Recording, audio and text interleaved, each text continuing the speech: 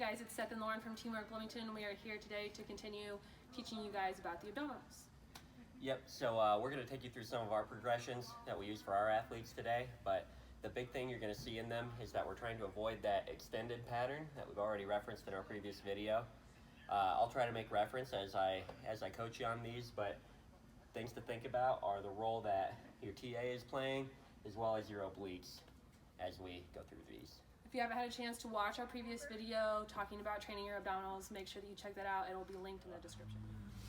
All right, guys, so the first progression we're going to take you through is the hollow hold.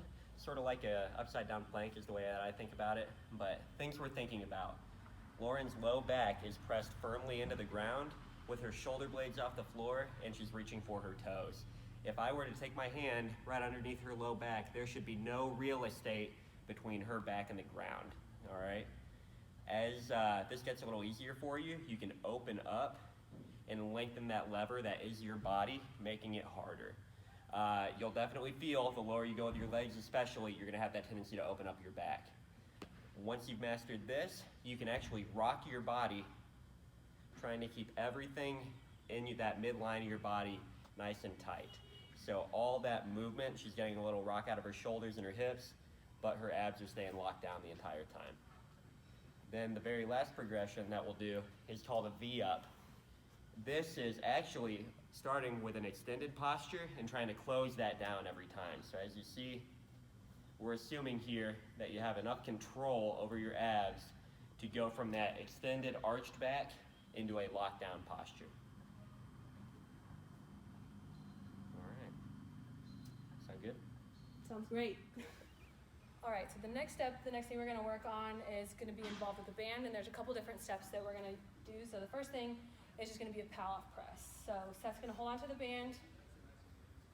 Most important thing we wanna do, we wanna make sure that we have our ribs pulled down and our hips stacked. So you can see he has no curve in his lower back and everything is completely stacked over the top, and he's gonna pull the band out in front of him.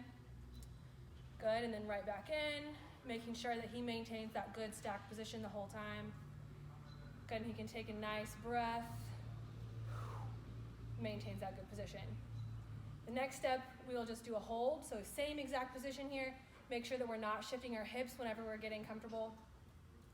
Good, and he's just gonna hold that, making sure that the band, which is wanting to pull him this way, is not letting him rotate, making sure that his hips staying in a good position, ribs staying down, no curve in the lower back. Next, we can go from this position, same exact things you wanna remember. He's gonna take this band overhead, taking extra time to focus on his lower back, not curving, coming back down. Good, nice job.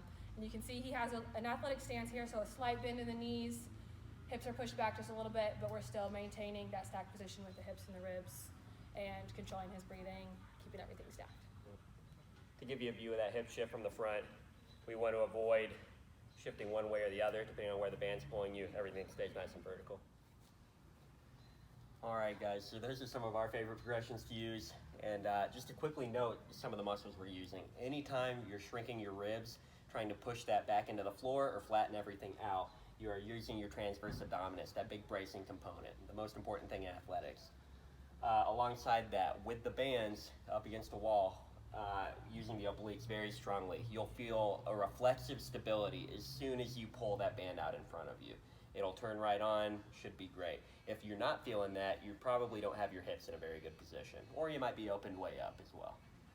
So with those two different movements, one with the band and then the other one on the floor, we gave you 3 different progressions. We want to make sure that before you move through those progressions that you're doing them properly. So whether that is moving from just your hollow hold to a more extended position into your V-up, or through those different movements with the band up to a stronger band, we want to just make sure that you guys are performing well so that you are increasing that abdominal strength properly and efficiently.